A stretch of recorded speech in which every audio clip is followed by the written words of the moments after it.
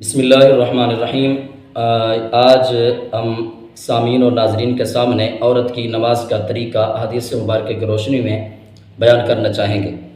تو یاد رکھیں کہ ویسے تو کافی سارے فرق علماء نے بیان کیے ہیں، لیکن مشہور ترین مرد کی نماز اور عورت کی نماز کے اندر جو فرق ہیں وہ آج ہم 5 قسم کے فرق آپ کے سامنے بیان کرتے ہیں۔ پہلے نمبر پر عورت نے ہاتھ کہاں تک اٹھانے ہیں، اور دوسرے نمبر پر کہ ہاتھ باندھنے کہاں پر ہیں، اور تیسرے نمبر پر یہ کہ اس نے رکوع کا طریقہ کیا ہے، رکوع کرنے کی اس کی حیت کیسے ہوگی، اور چوتھے نمبر پر سجدہ کرنے کا عورت کا کیا طریقہ ہے نماز میں، اور 5ویں نمبر پر تشہد میں بیٹھنے کی کیفیت اس کے نماز کی کیا ہوگی۔ آئیے آپ کو ہم یہ حدیث مبارکہ سے یہ ساری چیزیں ہم بیان کر کے آپ کے سامنے رکھتے ہیں۔ حدیث مبارکہ میں حضرت وائل بن حجر رضی اللہ تعالیٰ عنہ سے یہ حدیث پاک موجود ہے۔ تو آپ فرماتے ہیں، قال علی رسول اللہ صلی اللہ علیہ وسلم یا وائل بن حجر اذا صلیت فجعل یدیک حذاء اذنیک، اے وائل بن حجر جب آپ نماز پڑھیں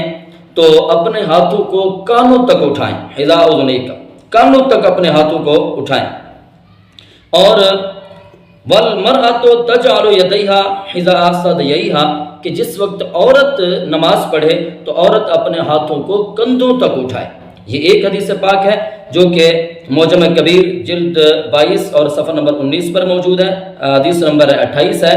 اور اسی طرح مجمع الزوائد جلد نمبر 1 ہے اور صفحہ نمبر اس کا 103 ہے، اس پر یہ حدیث پاک موجود ہے۔ تو اس حدیث پاک سے اور دوسری حدیث ہم آپ کے سامنے رکھنا چاہتے ہیں اسی طرح کی، کہ فرماتے ہیں کہ حدثنا حسین، حضرت حسین فرماتے ہیں کہ یہ اپنی سند کے ساتھ روایت کرتے ہیں حضرت عطا رضی اللہ تعالیٰ عنہ سے، فرماتے ہیں سئل عن المرأة کیف ترفع یدیہا فی الصلاۃ قال حذو ثدییہا، اور یہ پوچھا گیا، حضرت عطا بن ابی رباح رحمہ اللہ سے سوال کیا گیا کہ عورت نماز میں ہاتھ کہاں تک اٹھائے، تو فرمایا اپنے سینے تک، حذو ثدییہا، کہ اپنے سینے تک ہاتھ اٹھائے۔ یہ روایت مصنف ابن ابی شیبہ کی حدیث پاک ہے جو کہ جلد نمبر 1 ہے، صفحہ نمبر 270 پر یہ حدیث پاک موجود ہے، اور اسی طرح ایک اور روایت عبد رب بن زیتون سے روایت ہے، عن عبد رب ابن زیتون قال رأیت ام الدرداء رضی اللہ تعالیٰ عنہ ترفع یدیہا حذو منکبیہا حین تفتتح الصلاۃ۔ یہ بھی مصنف ابن ابی شیبہ کی حدیث پاک ہے، جلد 2 ہے، صفحہ نمبر 421 پر یہ حدیث پاک موجود ہے۔ حضرت عبد رب بن زیتون وہ روایت کرتے ہیں کہ میں نے حضرت سیدہ ام درداء رضی اللہ تعالیٰ عنہ، صحابیہ ہیں، نبی کریم صلی اللہ تعالیٰ علیہ وسلم کی صحابیہ ہیں، ان کو میں نے نماز پڑھتے ہوئے دیکھا تو نماز شروع کرتے ہوئے اپنے ہاتھوں کو کندھوں کے برابر اٹھاتی تھی۔ تو ان 3 روایات سے یہ معلوم ہو گیا کہ حضرت ام درداء کا عمل بھی یہی ہے، نبی کریم صلی اللہ تعالیٰ علیہ وسلم کا فرمان مبارک بھی یہی ہے، اور ایک تابعی حضرت عطا بن ابی رباح تابعی ہیں، ان سے جب اس مسئلے میں پوچھا گیا تو تابعین کا عمل، صحابیہ کا عمل اور خود نبی کریم صلی اللہ تعالیٰ علیہ وسلم کا فرمان ذیشان یہ ہے کہ عورت جس وقت ہاتھ اٹھائے تو کندھوں تک اپنے ہاتھوں کو اٹھائے، یعنی کانوں تک ہاتھ اٹھانا اس کے لیے روا نہ رکھا گیا، بلکہ اپنے ہاتھوں کو جو ہے وہ کندھوں تک اٹھائے۔ یہ پہلا فرق تھا جو میں نے آپ کے سامنے بیان کیا۔ دوسرا فرق یہ ہے کہ عورت اپنے ہاتھ کہاں پہ باندھے، ہاتھ باندھنے کا طریقہ یہ شرح کنز الدقائق کے اندر یہ موجود ہے کہ وَالْمَرْأَةُ تَضْعُ يَدَيْهَا عَلَى صَدْرِهَا بِالاتفاق، کہ اس بات پر اتفاق اور اجماع ہے کہ عورت اپنے ہاتھ اپنے سینے پر رکھے، یعنی عورت اپنے ہاتھ جو ہے وہ سینے پر باندھے گی، نہ کہ ناف کے نیچے جیسے جو ہے مرد نماز میں باندھتے ہیں۔ اور اسی طرح السعایہ کے اندر جلد 2 صفحہ نمبر 156 پر ہے، وَأَمَّا فِي حَقِّ النِّسَاءِ فَاتَّفَقُوا عَلَىٰ أَنَّ السُّنَّةَ لَهُنَّ وَضْعُ الْيَدَيْنِ عَلَىٰ صَدْرِهَا لِأَنَّهَا أَسْتَرُهَا لَهَا۔ فرماتے ہیں کہ رہا عورت کے حق میں ہاتھ باندھنے کا معاملہ تو تمام فقہا کا اس بات پر اتفاق ہے کہ ان کے لیے سنت یہ ہے کہ سینے پر ہاتھ باندھیں، کیونکہ اس میں ان کا پردہ زیادہ ہے۔ اور یہ ان 2 باتوں سے، یہ علماء کے اقوال سے اور فقہا کی بارات سے یہ ثابت ہوا کہ عورت جو ہے وہ اپنے ہاتھ سینے پر باندھے گی۔ اور تیسرا فرق ہے رکوع کی حیت کا، کہ رکوع کرنے میں عورت جو ہے وہ رکوع کیسے کرے۔ تو اس بارے میں یہ موجود ہے حضرت عطا رضی اللہ تعالیٰ عنہ سے، یہ بھی مصنف عبد الرزاق کی حدیث پاک ہے۔ حدیث پاک سے ہم یہ ثابت کر رہے ہیں، فرمایا تجتمع المرأة اذا رکعت ترفع یدیہا الی بطنہا وتجتمع ما استطاعت، کہ حضرت عطا فرماتے ہیں عورت سمٹ کر رکوع کرے، اذا رکعت ترفع، عورت جو ہے رکوع کرے جب وہ سمٹ کر رکوع کرے گی، اپنے ہاتھوں کو اپنے پیٹ کی طرف ملائے گی، جتنا سمٹ سکتی ہے سمٹ جائے۔ ظاہر بات ہے کہ اگر وہ مردوں کی طرح آگے کی طرف جھک کر رکوع کرتی ہے تو ایسا تو وہ سمٹ کر رکوع کرنا نہیں ہوگا۔ سمٹ کر رکوع کرنا یہ ہے کہ عورت اپنے ہاتھوں کو دراز کرے، اس کے ہاتھ گھٹنے کی ہڈی تک پہنچ جائے اور اپنے بازو کو بالکل سیدھا کر لے، اس حد تک جیسے وہ جا سکتی ہے تو وہ اتنا جو ہے رکوع کرے گی، مردوں کی طرح اس کا رکوع نہیں ہے۔ اور اسی طرح ایک اور فرق کہ عورت نے سجدہ کس انداز میں کرنا ہے، تو حدیث پاک میں حضرت ابن عمر رضی اللہ تعالی عنہما سے ہے کہ فرماتے ہیں کہ اذا جلست المرأة في الصلاة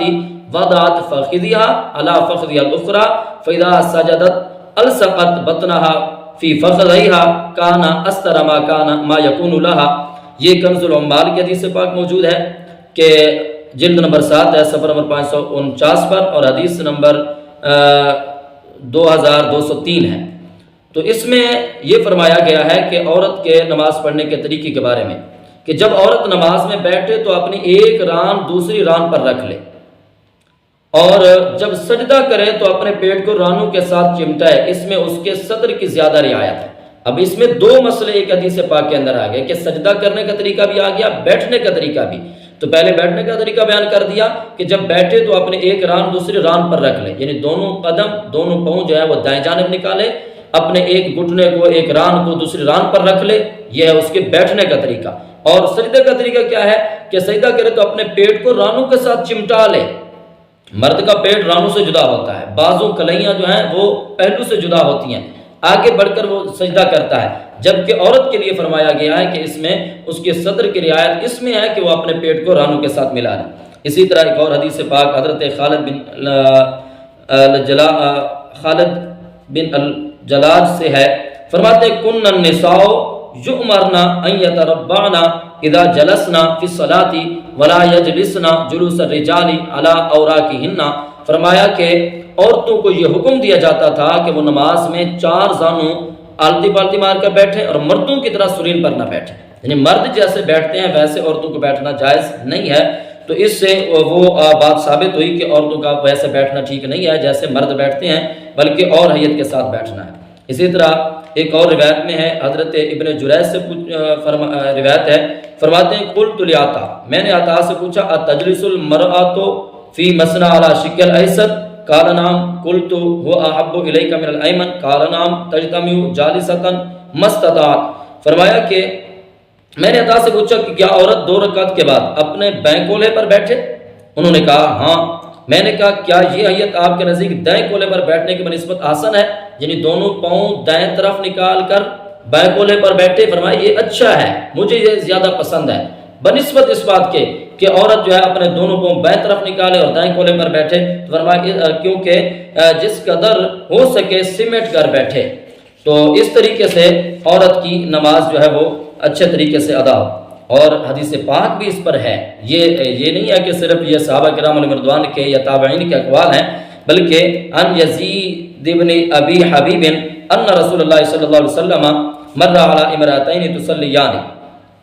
حضرت یزید بن ابی حبیب سے روایت ہے کہ بے شک نبی کریم صلی اللہ تعالی علیہ وسلم 2 عورتوں کے پاس سے گزرے جو کہ نماز ادا کر رہی تھی، تو آقا کریم صلی اللہ تعالی علیہ وسلم نے انہیں کیا فرمایا؟ فرماتے ہیں فقال اذا سجدتما فضم بعض اللحم الى الارض فان المرأة ليس بذلك كالرجل، سرکار صلی اللہ تعالی علیہ وسلم فرماتے ہیں کہ جب تم سجدہ کرو تو اپنے جسم کے بعض حصے کو زمین کے ساتھ لگا لیا کرو،